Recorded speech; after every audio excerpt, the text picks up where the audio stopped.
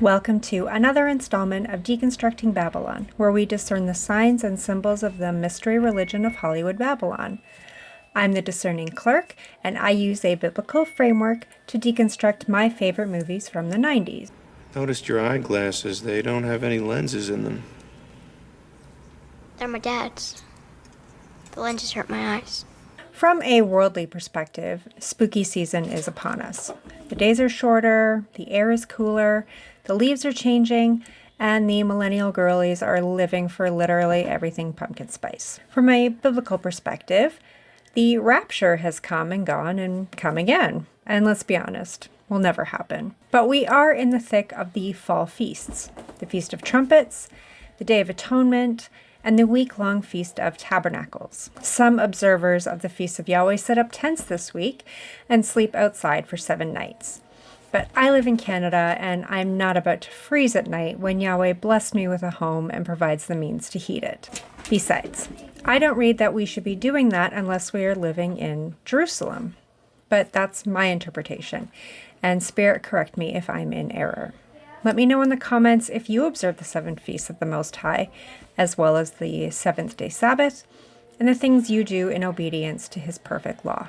Given the spooky season, I thought it would be the perfect time to deconstruct the family-friendly, coming-of-age story, Casper. Casper was released in 1995, stars dark comedy darling Christina Ricci, and features everyone's 90s crush, Devon Sawa. It receives 3 stars from the Video Movie Guide, which has this to say: Casper the Friendly Ghost redefines friendly as the adolescent spirit develops a crush on the young daughter of a ghost therapist. Mainly for kids, but parents should take note. A twist in the story may lead impressionable children to believe it's possible to bring dead parents back to life. Rated PG. Holy spoiler, Batman. Although, who am I to clutch my pearls at such a notion? I spoil every movie on this channel. I might agree with the impressionable children concern, so I hope as parents we are aware of what our kids are watching, either movies or online content, and that we can have honest conversations with them about it. This movie is where the Casper lore began for me, and other millennials, I suppose. But Casper the Friendly Ghost began as a comic strip and animated series dating all the way back to the 1950s.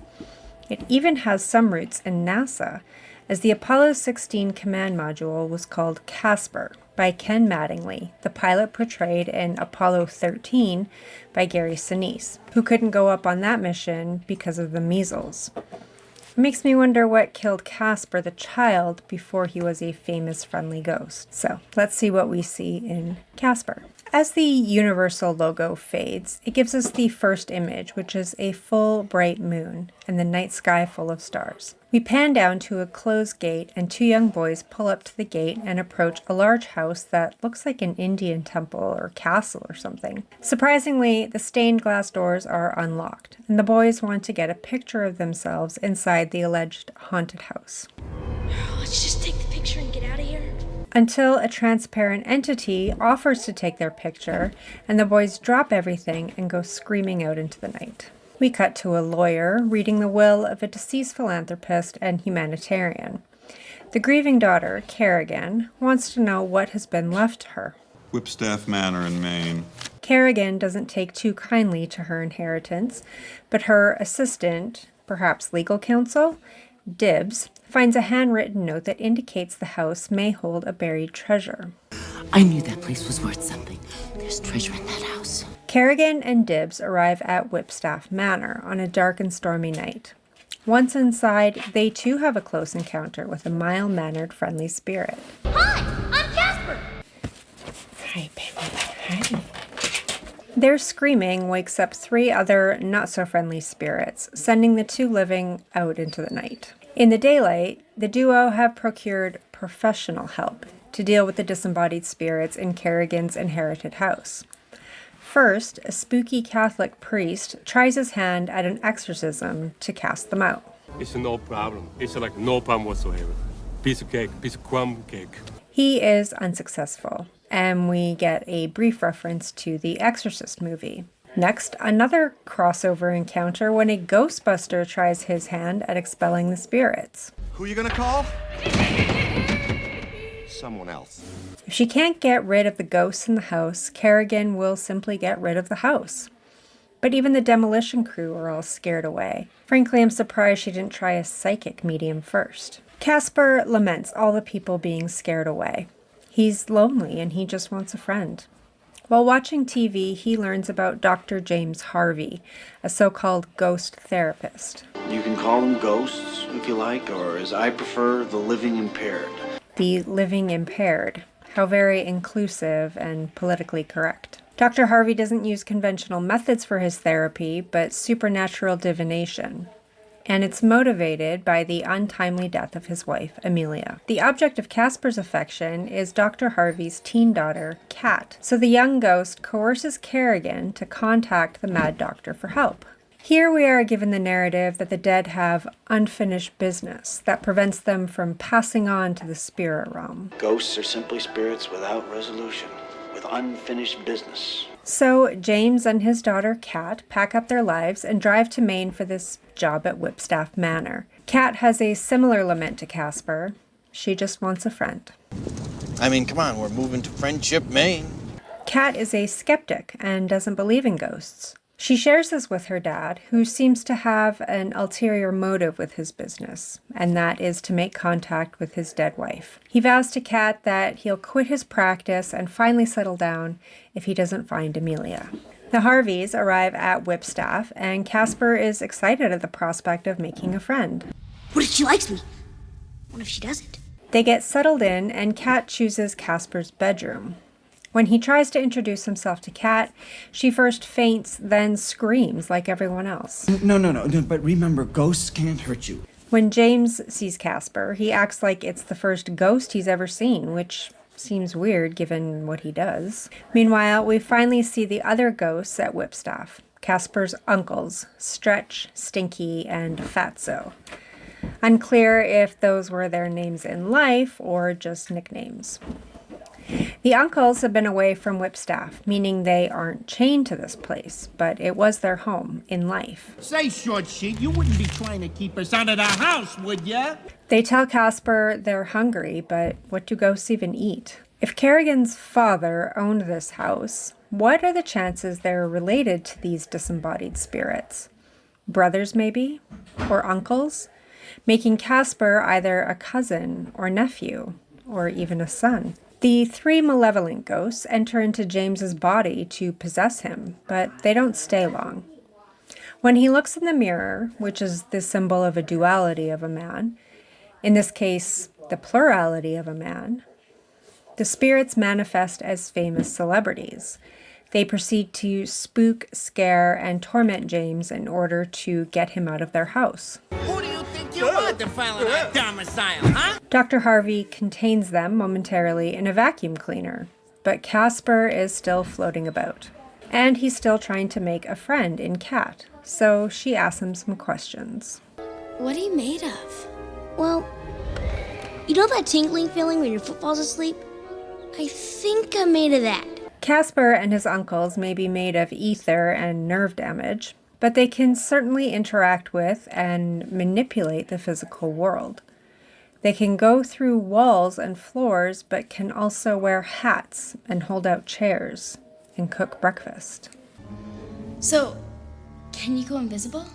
The uncles were not contained long because they quickly come to the kitchen where they expect Casper has prepared them breakfast. Just give me my meal! Casper comes out with sugar-laden cookies, cakes, and candy for his uncles who just pass the junk right through. Kat goes off to school, still desperate to make friends, while also being guarded because of past experiences. But she makes an enemy instead, or rather, gains the negative attention of mean girl Amber. Casper follows Kat to school, and he pulls a prank on her classmates. Meanwhile, back at Whipstaff, Dr. Harvey is trying to have a therapy session with the uncles, and the subject of his dead wife, Amelia, comes up. You've actually seen her. What, you think I'm blind? Of course I've seen her. Who hasn't? What, you're not looking for her, are you, Doc? In an effort to be accepted at her new school, Kat agrees to host a Halloween party at Whipstaff, but Casper can't be a part of it due to his transparent nature. There always seems to be a full moon in Friendship, Maine, and under the full moon at the lighthouse, Casper and Kat talk more. But the more Kat questions Casper, the less he seems to remember about his life. When you're a ghost, life doesn't matter that much anymore. This idea pretty much debunks the unfinished business theory. The Harveys have maybe forgotten that Whipstaff isn't their house. It still belongs to Kerrigan, and she's hired Dr. Harvey to eradicate the ghosts so she can look for buried treasure. Yet Kat has certainly made herself at home, and she tries to help Casper remember his life and childhood. I remember. I didn't go where I was supposed to go. I just stayed behind so my dad wouldn't be lonely. It seems Casper's dad was an inventor of sorts, and after his son died, he built something called a resurrection machine. And then he invented a machine to bring him back to life. The Lazarus. Lazarus was famously brought back to life by his friend, who was also the Messiah. Lazarus had been in the tomb 3 days before being brought back to life. Who knows how long Casper's been dead? When Kat and Casper go to find the Lazarus, Kerrigan and Dibbs think they're after the treasure, so they follow them. Kat is taken through some underground tunnel system, another creation of Casper's father's designs. It's very Edward Scissorhands meets Charlie and the Chocolate Factory. So where's this Lazarus thing? You're looking at it. Down there? The resurrection machine lies hidden deep underground in a pool of water, and this is all very symbolic. The potion that makes the machine work, Casper refers to as Kind of an instant primordial soup mix. It's what brings ghosts back to life. Casper goes into the Lazarus in order to be resurrected, but the potion is taken before the process can even begin. Taken by Kerrigan, who plans to kill Dibbs so he can walk through the vault door and then resurrect him again. But Kerrigan dies instead. Kerrigan! Are you a ghost yet? Meanwhile, the uncles have taken James out to get drunk and sing karaoke. They decide they like him so much they want to spend the rest of their death with him. And while they decide not to kill him themselves, James dies anyway. Back at the manor, Kerrigan is a ghost and wants to follow through on her stolen treasure plans. And while Dibbs plans to double-cross his disembodied boss, Kerrigan realizes she no longer has unfinished business, so her spirit crosses over. I'm not ready to cross over yet! As Casper prepares to be resurrected again, the disembodied Dr. Harvey returns, and now Kat is an orphan. Dad? Don't you remember? I find it fascinating that both Kerrigan and James have hair and wear clothes after they die, and have even more defined features, though they still appear more animated than realistic. But Casper and the uncles don't wear clothes or have hair, almost as if death starts to wear these things away. Come on, Dr. Harvey. You need this more than I do. And the final dose of the Lazarus works on James, who is successfully resurrected, even though his body is actually at the bottom of a pit somewhere. Meanwhile, Kat's classmates have gathered upstairs for the Halloween party. Luckily, they brought their own decorations, food, and party supplies. As the bully Amber gets some well-deserved social justice, Casper waits in his playroom and laments his disembodied state. Until a miracle. Amelia. And she appears like a realistic human ghost, not a cartoon version of herself.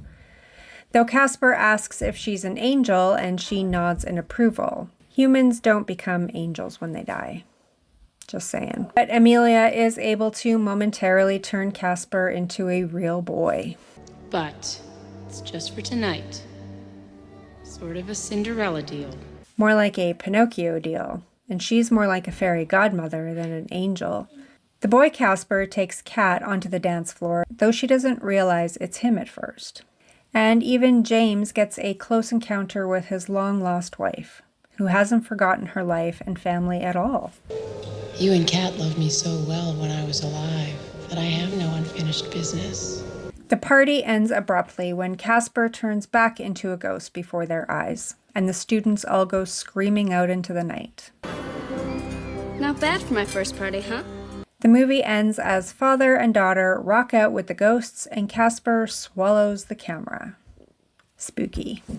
Surprisingly, not much duality in this film pointing to Freemasonry, other than the villain's initials being CC, Kerrigan Crittenden.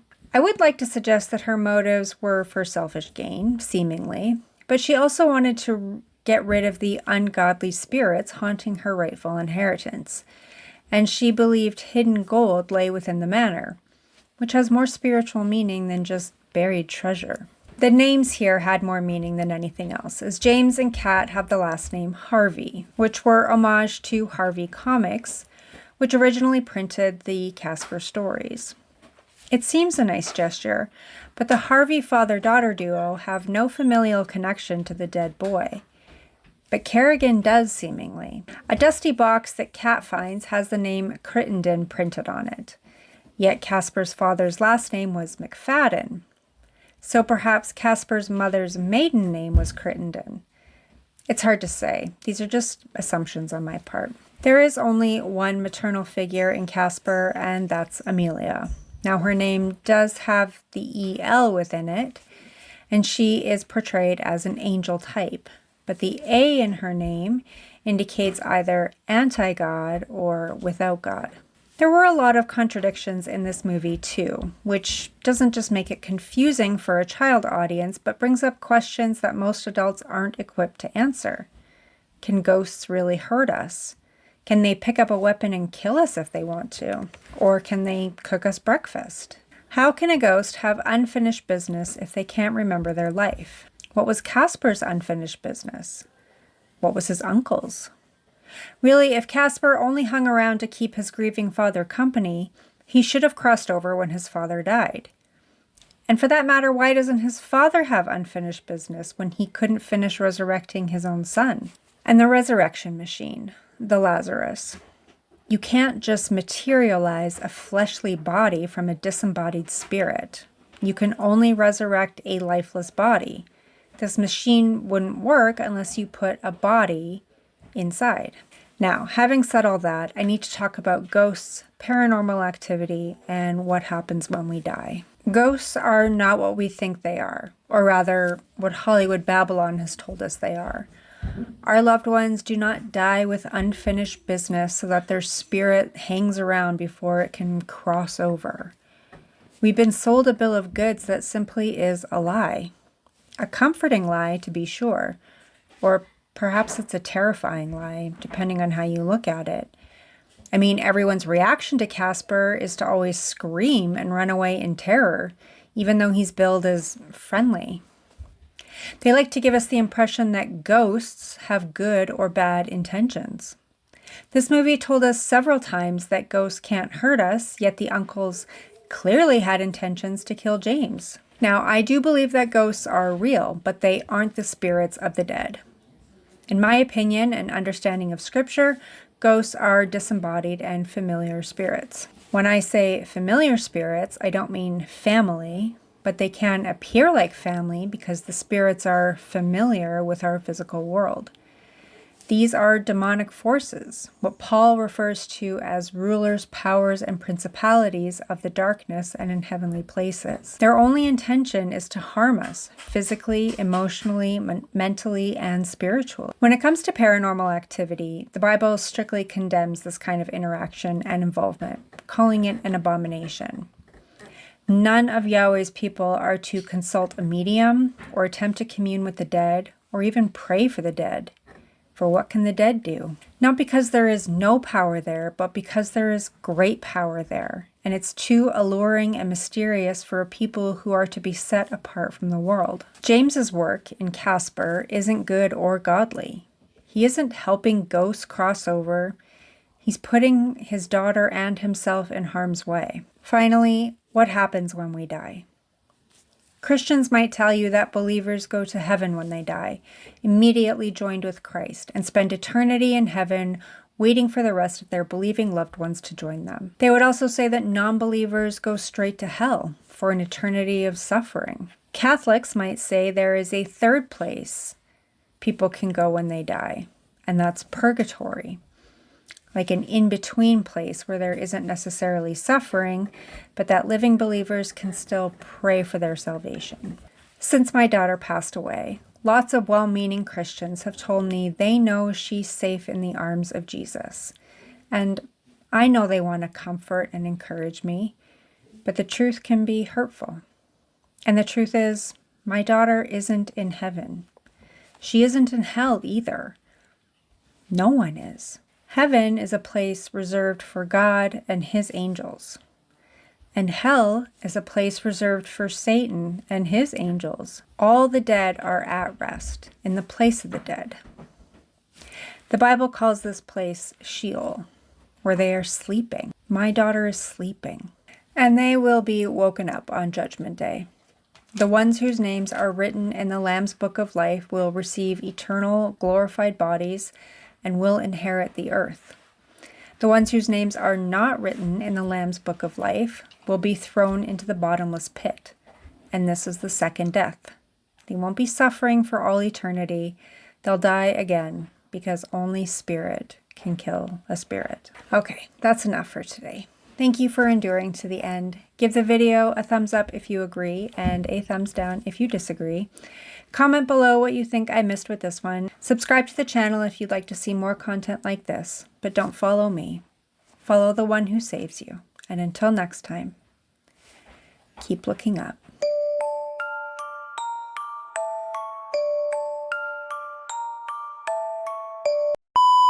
And I'm late for lunch, so if you'll excuse me.